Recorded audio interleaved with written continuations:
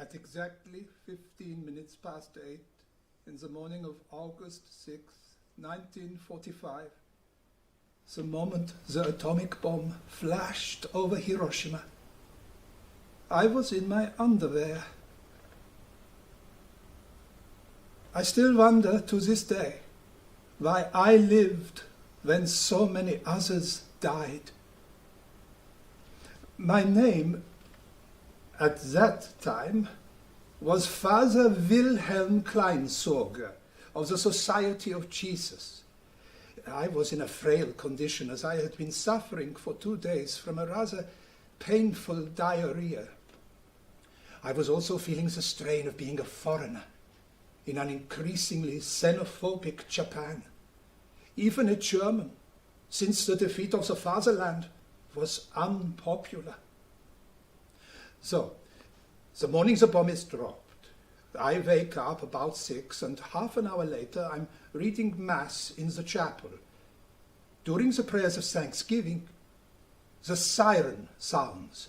So we retire to the mission house, but then, when at 8 o'clock we hear the all clear, I go up to my room on the top floor, take off all my clothes except my underwear, stretch out on my right side on my cot, and begin reading a Jesuit magazine, Stimmen der Zeit. Minutes later, there is a terrible flash. I have time for only one thought. A bomb has fallen directly on us.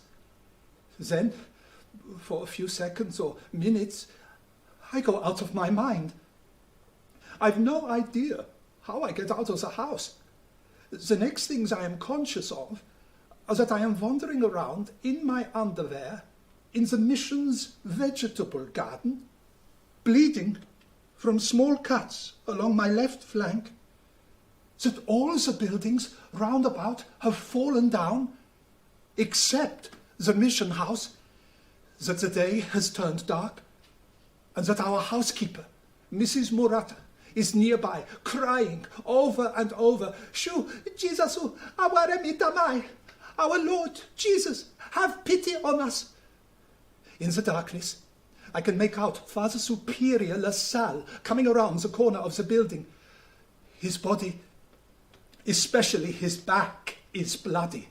The flash made him twist away from the window, and tiny pieces of glass had flown at him. Just then, our 2 other priests appear. Father Cieslik, who is unhurt, supporting Father Schiffer, who is covered in blood, spurting from a cut above his left ear. We tell Father Cieslik to take him to Dr. Canada before he bleeds to death. And so the 2 men set off up the street. As a public bath next door to the mission house is now on fire, I go back inside to fetch some things I want to save. When I reach my room, I find it in a state of weird and illogical confusion. A first aid kit is hanging undisturbed on a hook on the wall, but my clothes, which had been on other hooks nearby, are nowhere to be seen. My desk is in splinters all over the room, but a mere papier-mâché suitcase, which I'd hidden under the desk, is standing, handle side up, without a scratch on it, in the doorway of the room, where I cannot fail to see it. I later come to regard this as a piece of providential interference, because that suitcase contained my prayer book, the account books for the whole diocese, and a considerable amount of money belonging to the mission for which I was responsible. So, I run out of the house and put the suitcase in the mission air raid shelter, just as Father Cieslik and Father Schiffer, who is still spurting blood, come back, saying that Dr. Canada's house is in ruins, and that fire blocks them from reaching Dr. Fuji's private hospital on the bank of the river. So I try to stem Father Schiffer's spurting gut as well as I can with some bandage which Dr. Fuji gave us a few days before. I run inside to find some clothes to put on, and when I come back out, the houses all around are now burning, and the wind is blowing hard. Look, I say to everybody, we must get away or we will all die. Just then, somebody points out Mr. Fukai, the secretary of our diocese, standing in his window on the second floor, facing in the direction of the explosion, weeping. I run back inside and scramble up the stairs, which are covered with plaster and debris, and call out to Mr. Fukai from the doorway of his room.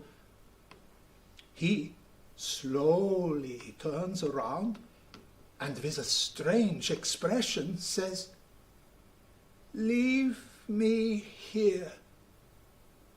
I go and grab him by the collar of his coat, saying, "Come with me or you'll die." I begin to shove and haul him out of the room. Then the theological student who is staying with us comes up, grabs Mr. Fukai's feet, I take his shoulders, and together we carry him downstairs and outdoors while he cries, "Leave me! Leave me here to die!" I fetch my suitcase with the money in it and then take up Mr. Fukai pick-a-back. And we all start out for the East Parade Ground, which had been designated our district's safe area. Mr. Fukai, like a child now, is beating on my shoulders, saying, "I won't leave! I won't leave!" I turn to Father Lassalle and say, "We have lost all our possessions, but not our sense of humor." The street is cluttered with parts of houses that have slid into it, and with fallen telephone poles and wires. From every second or third house, we hear the voices of people buried and abandoned, who shout out with Japanese formal politeness, "Tasukete kure!" Help, if you please. We recognize several of these houses as the homes of friends, but because of the fire, it is too late to help. All the way, Mr. Fukai is whimpering, "Let me stay, let me stay." At Sakai Bridge, which would take us across to the East Parade Ground, we see that the whole community on the opposite side of the river is a sheet of fire. We dare not cross, and so decide to take refuge in Asano Park off to our left. Because I'm feeling weak due to my diarrhea, I begin to stagger under my protesting burden. And as I try to climb up over the wreckage of several houses that are blocking our way to the park, I stumble, dropping Mr. Fukai, and I plunge down, head over heels, all the way to the river. When I pick myself up, I see Mr. Fukai running away. "Stop him!" I shout to some soldiers who are standing by the bridge. As I climb back to get him, Father Lassalle calls out, "Hurry! Don't waste time!" So I ask the soldiers if they would take care of Mr. Fukai. But he gets away from them. And the last we see of Mr. Fukai, he is running back towards the fire.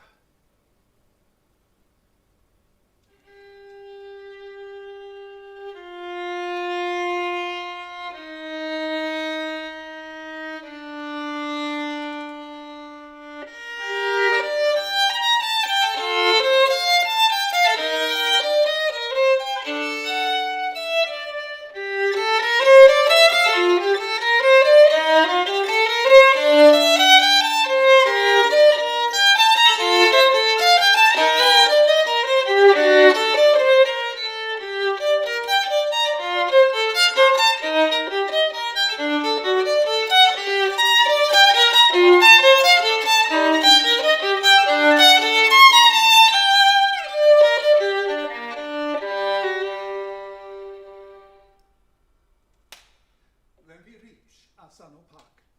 People are pouring into it and continue to do so all day long. The park was far enough away from the explosion that its bamboos, pines, laurel and maples are still alive. And so this green place proves very inviting for refugees. We walk farther along the river and settle down in some underbrush, where Father LaSalle lies down and goes straight to sleep. The silence in that bamboo grove by the river, where there are hundreds of gruesomely wounded suffering together, is one of the most dreadful phenomena of my whole experience. The ones who are injured are quiet. No one weeps, much less screams in pain. No one complains. None of the many who die do so noisily. Not even the children cry. Very few people even speak. When I give water to some whose faces have been almost blotted out by flash burns, they take their share, then raise themselves a little and bow to me in thanks. The Reverend Tanimoto, a friend of ours, is also in the park and greets us. He is looking for a boat in which he might carry some of the most severely injured across the river away from the spreading fire. He finds a good-sized pleasure punt on the bank and can pack 10 or 12 into the boat for each crossing. But there are no oars, only a thick bamboo pole with which to punt. Consequently, each trip takes a very long time.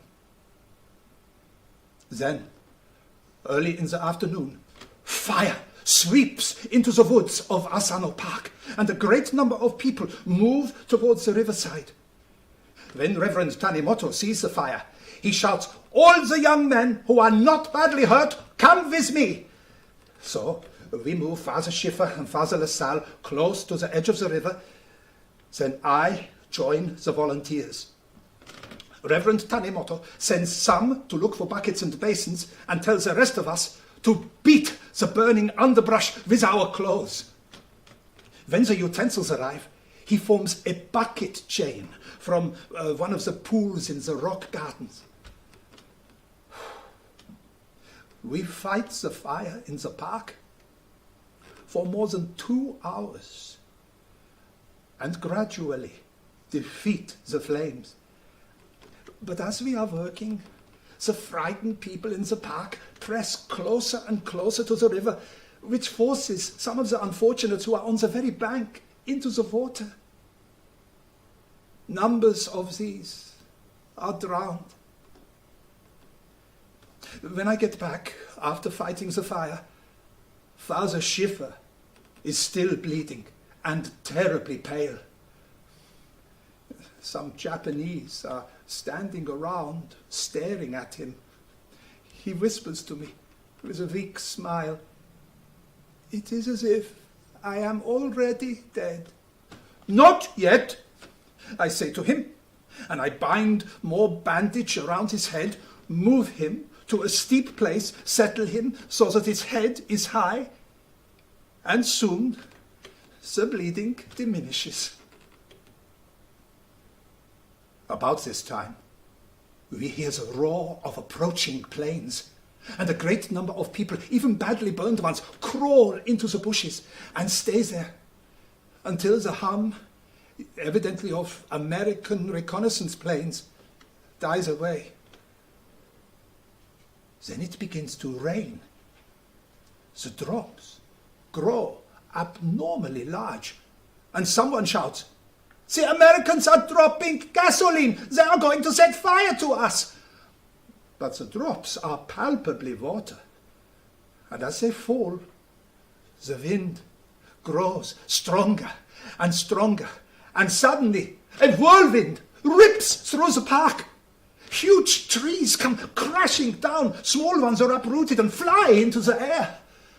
Higher up, a wild array of things is revolving in the twisting funnel of the whirlwind. Papers, doors, strips of matting, pieces of iron roofing. I put a piece of cloth over Father Schiffer's eyes, so the poor man will not think he is going crazy.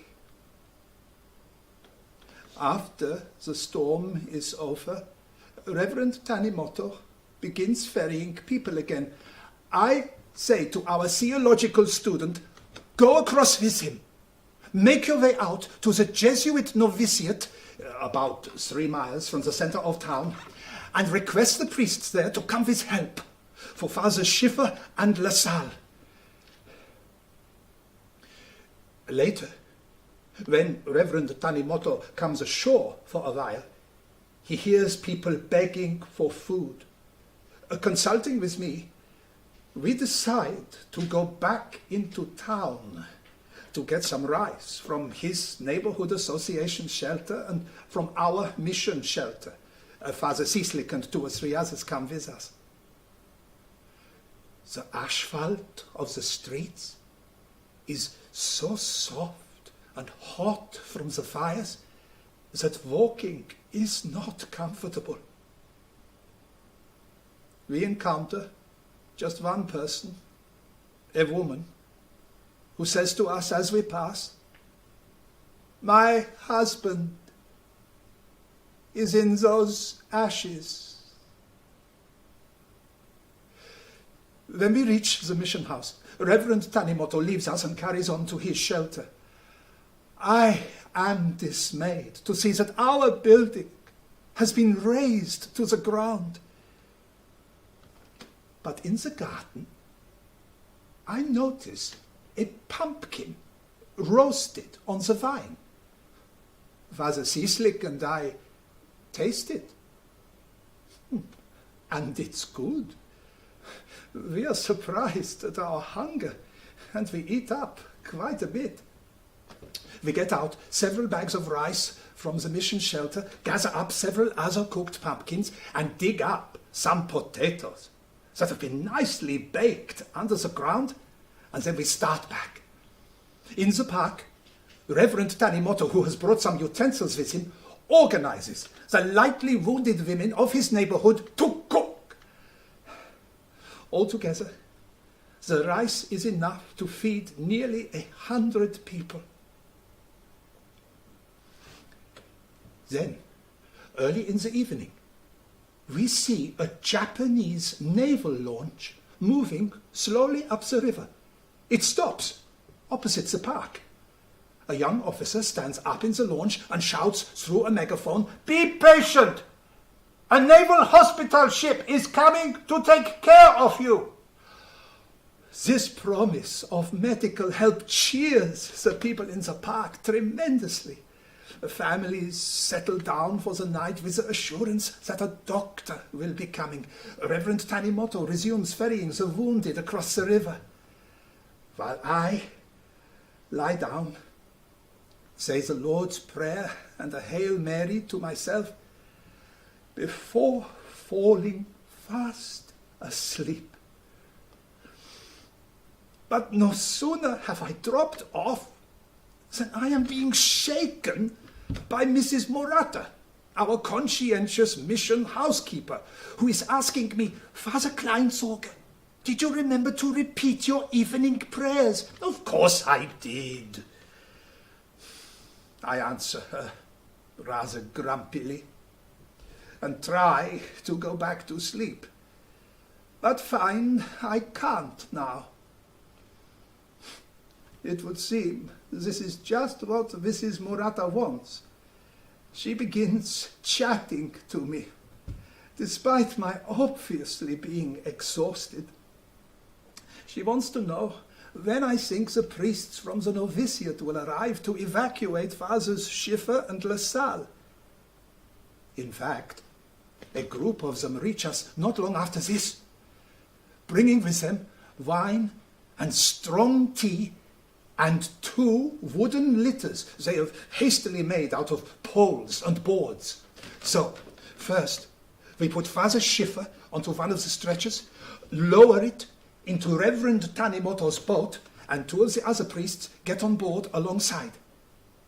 Reverend Tanimoto then poles the punt upstream to where he can find a clear roadway for them. Then he returns. He excitedly asks the rest of us to help him rescue 2 children he's seen standing up to their shoulders in the river. So a group goes out and picks them up. 2 young girls who have lost their family and are both badly burned. The priests stretch them out on the ground next to me, and then put Father LaSalle aboard the punt. Father Seaslick goes with them, but I'm feeling too weak. So I decide to wait in the park until the next day. It's a hot night, and it seems even hotter because of the fires against the sky. But the younger of the 2 girls who were rescued from the river complains that she is cold. I cover her with my jacket. She and her older sister had been in the salt water of the river for 2 hours before being rescued. The younger one has huge, raw flash burns on her body. The salt water must have been excruciatingly painful to her. Now she begins to shiver heavily and again says that she feels cold. So I borrow a blanket from someone nearby and wrap her up. But she shakes more and more, saying again, "I'm so cold." And then suddenly she stops shivering and is dead.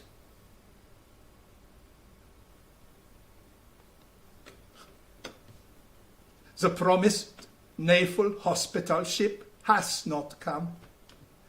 And Reverend Tanimoto later has a moment of blind, murderous rage at the crew of the ship, and then at all doctors crying, "Why don't they come to help these people?"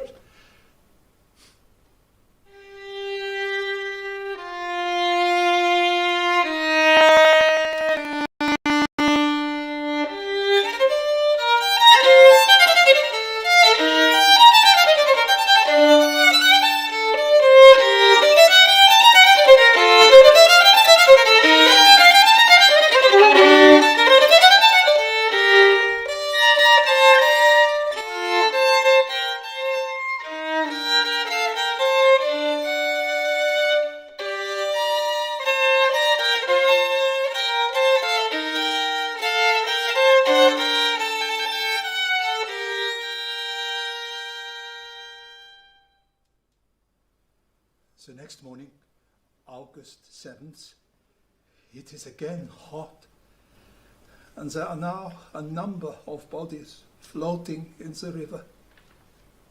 The first thing I do is go and fetch water for the wounded in a bottle and a teapot I have borrowed from someone.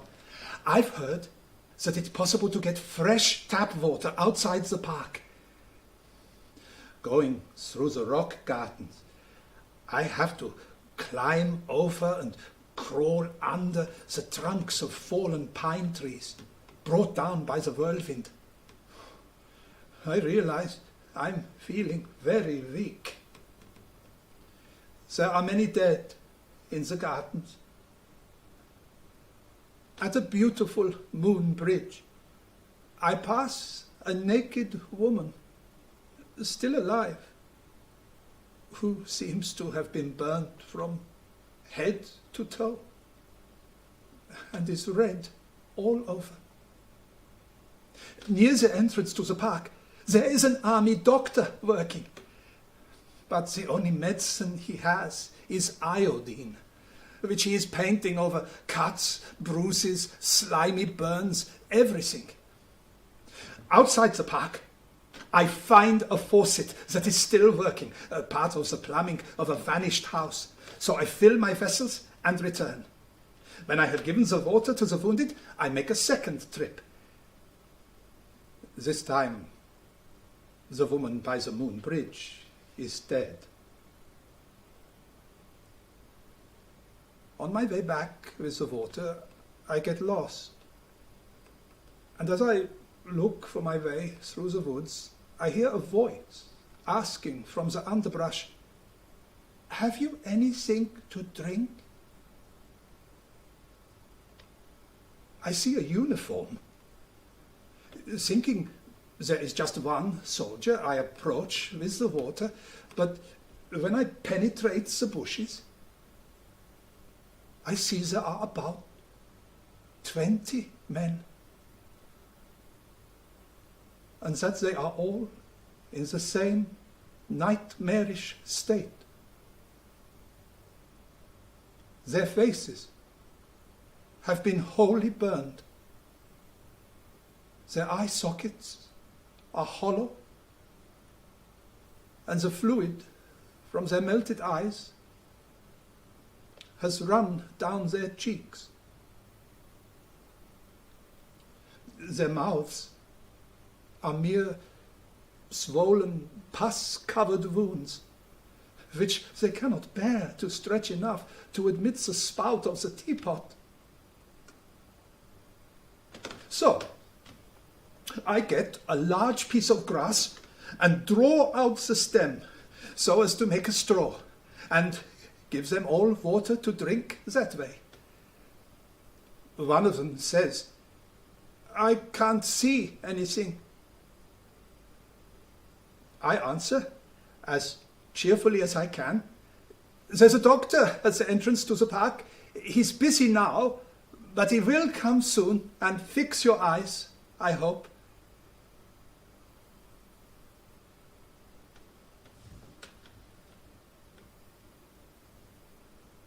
I fill the containers with water a third time and go back to the riverbank.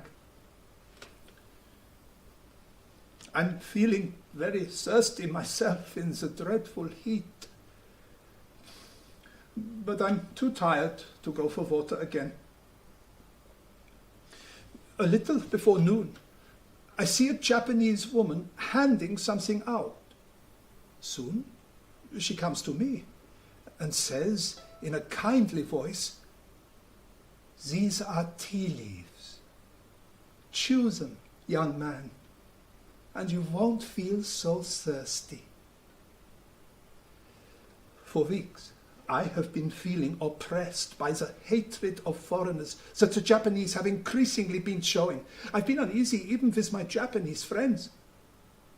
But this stranger's gesture and gentleness towards me makes me suddenly want to cry.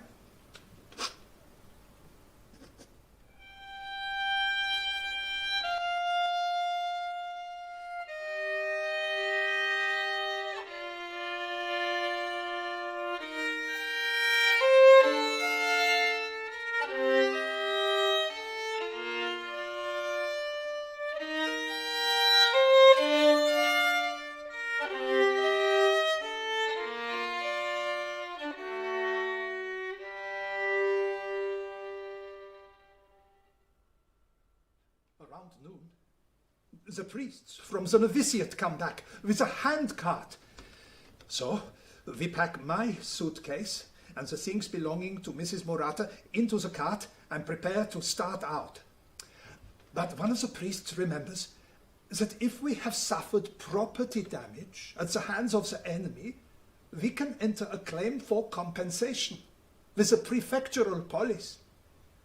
So, as the others set off with a handcart, I trudge to a police station on the outskirts, fill out the claim form, then start walking back through the center of town on my way to the novitiate.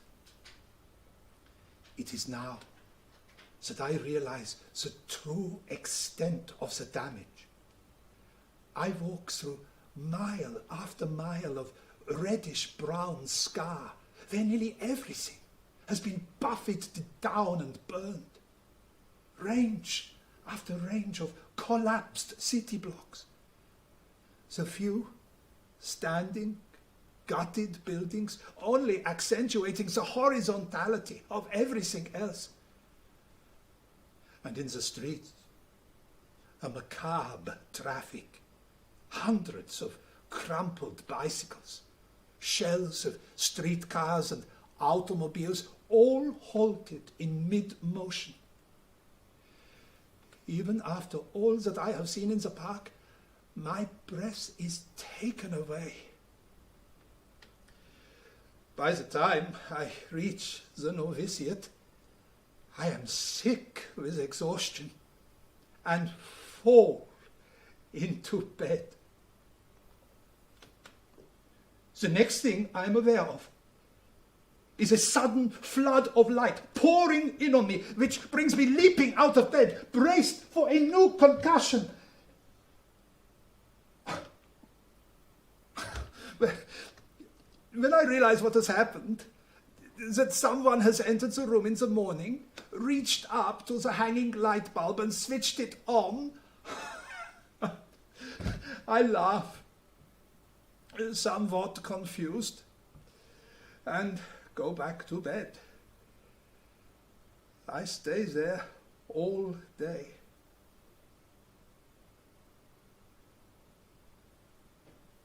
The following morning, August 9th, at 2 minutes after 11 o'clock, a second atomic bomb is dropped on Nagasaki. 6 days later, at noon on August 15th, the Emperor Hirohito speaks for the first time in history over the radio, and the Japanese people weep. The war is over.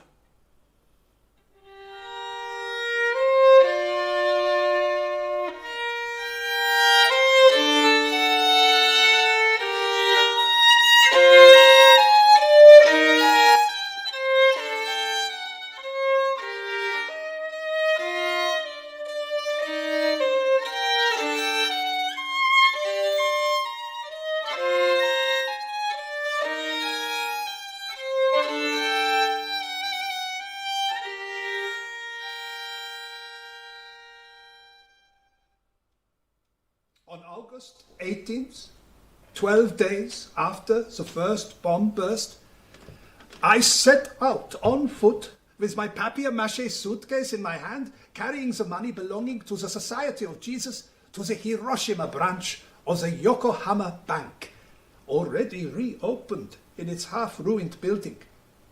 On the whole, I'm feeling quite well this morning. It is true that the minor cuts I received in the blast have still not healed, but I have rested well for a week, and I consider that I am again ready for hard work. By now, I am accustomed to the terrible scene through which I walk on my way into the city. The whole way, I am oppressed by the thought that all the damage I see was done in one instant by one bomb. By the time I reach the bank, the day has become very hot. I deposit the money, then start back to the novitiate. About halfway there, I begin to have peculiar sensations. The now empty suitcase suddenly seems terribly heavy. My knees grow weak. I feel excruciatingly tired. Only with a considerable expenditure of spirit do I manage to reach the novitiate. A couple of days later, while attempting to say Mass, I have an onset of faintness. And even after 3 attempts, I am unable to go through with the service. Next morning, the rector, who each day has been examining my apparently negligible but unhealed cuts, asks me in surprise, "What have you done to your wounds?" they have suddenly opened wider and are swollen and inflamed. We do not realize it at the time, but I, like so many others, was coming down with a strange, capricious disease which later came to be known as radiation sickness. By early September, as I am getting worse, my colleagues decide to send me to the Catholic International Hospital in Tokyo. By the time I arrive, I am terribly pale and very shaky. My white blood count is only 3,000. 5 to 7,000 is normal. I'm seriously anemic. My temperature is 104. I complain that the bomb has upset my digestion and given me abdominal pains. But the doctor who comes to see me is most encouraging. You'll be out of here in 2 weeks, he tells me. I learn later, though, that out in the corridor, he told the Mother Superior, he'll die. All these bomb people die. You will see. But I confound both of his predictions. I neither die nor get up in a fortnight. My fever and digestive troubles clear up fairly quickly. My white blood count goes up. And as soon as I begin to feel well, I enjoy myself tremendously. In Tokyo, I am something of a curiosity. American army doctors come by the dozen to observe me. Japanese experts question me. A newspaper interviews me. And one day, the confused doctor comes, shakes his head and says, "Baffling cases, these atomic bomb people." I am discharged on December 19th and take the train home. And as soon as I am back, I am out every day on foot, calling on Japanese Catholics and prospective converts. I read an article in the paper warning atomic bomb survivors against working too hard. But what can I do? By August of the following year, I am worn out. And almost exactly on the anniversary of the bombing, I am back in the hospital in Tokyo for the second time, suffering from fever, diarrhea, the wounds that still will not heal, wildly fluctuating blood counts, and utter exhaustion. But after I am discharged, I return to Hiroshima and continue my pastoral duties. Mine may seem a life of misery, but one has to just carry on. Besides conducting Mass, hearing confessions, teaching Bible classes, and running retreats for sisters of the convent, I visit bomb survivors, hibakusha, who are sick and wounded. I sometimes babysit for young mothers, and I go as often as I can to a sanatorium, an hour by train from the city, to comfort the tubercular patients. My fellow priests feel that I have taken on the Japanese spirit of enryo, which means setting the self apart and putting the wishes of others first. They are concerned that I am too rücksichtsvoll, too regardful. The housekeeper told them she had seen me after I'd been out all day, collapsed on the steps of the rectory, with my head in my hands, looking like a figure of utter defeat. They are concerned that I might literally kill myself with kindness to others. When my various symptoms grow so bad that I have to be hospitalized yet again. This time it is in the Hiroshima Red Cross Hospital, and it is for an entire year's stay. After I am discharged, I am put on drugs to ward off a coronary attack and drugs for hypertension. The doctors inject steroids in my painful joints. I am given hormones and an anti-diabetic drug. I say to my new housekeeper, Yoshiki-san, I don't take medicines, I eat them.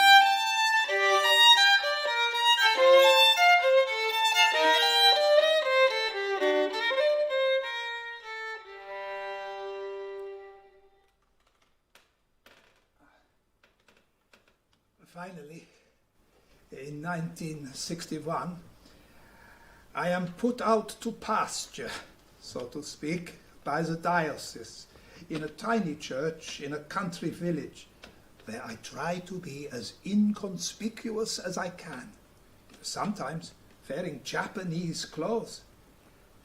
Once each week, I take the train and go to the Red Cross Hospital for a checkup. And at Hiroshima Station, I pick up what I love best to read as I travel. A timetable with schedules of trains going all over Honshu Island. One late spring day, sparrows alight in the tree outside my office window. I clap my hands to drive them away, and soon there appear on my palms purple spots of the sort all hibakusha dread. The doctors in Hiroshima shake their heads. The blood tests do not suggest leukemia. But I also have slight hemorrhages in my urinary tract. I think to myself, what if I get blood in my brains?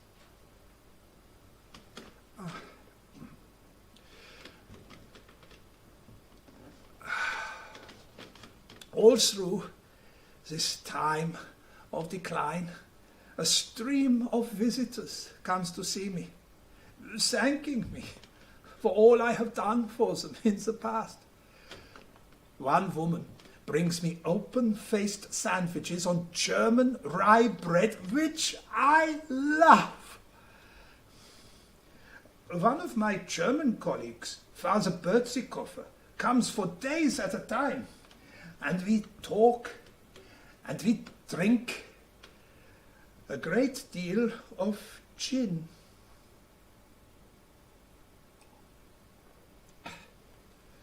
Which I have also come to love.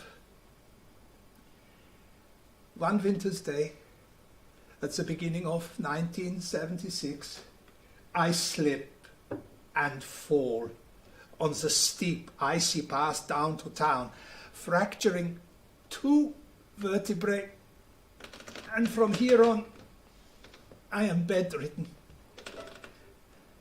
My housekeeper, Yoshiki-san, feeds me, changes the diapers she has made for me, cleans my body, and puts up with my sometimes cranky temper.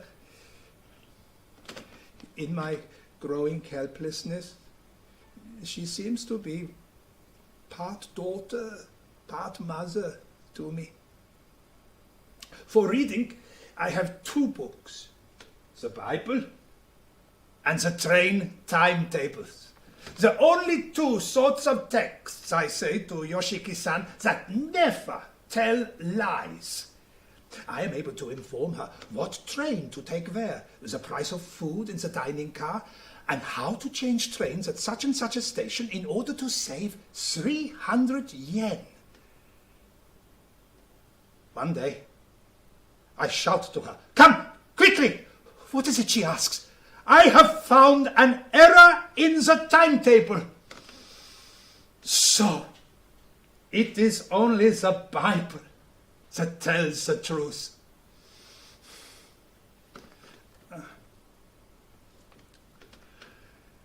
When I weaken more, my fellow priests move me here, to this two-room house, just below the novitiate. Yoshiki-san now insists she sleep in my room with me. "No," I say to her, "my vows will not permit that." But she says the Father Superior has ordered it. Whether or not she is telling the truth, I am greatly relieved. And so I allow it.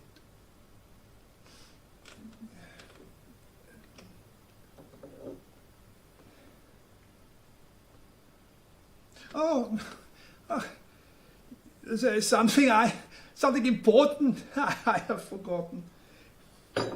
Father Bertzikofer jokingly said once that I so loved the Japanese and their ways that I was married to Japan. Well, in 1948, 3 years after the bomb, I read that a new law on naturalization had been passed by the Japanese Diet, involving various requirements. So I hastened to submit proofs that I met all these requirements, and after some months of review, I was accepted. I then registered myself as a Japanese citizen under the name I would henceforth bear, Father Makoto Takakura. Goseichou arigatou gozaimashita. Thank you for listening quietly. And now, if you will forgive me, I must sleep.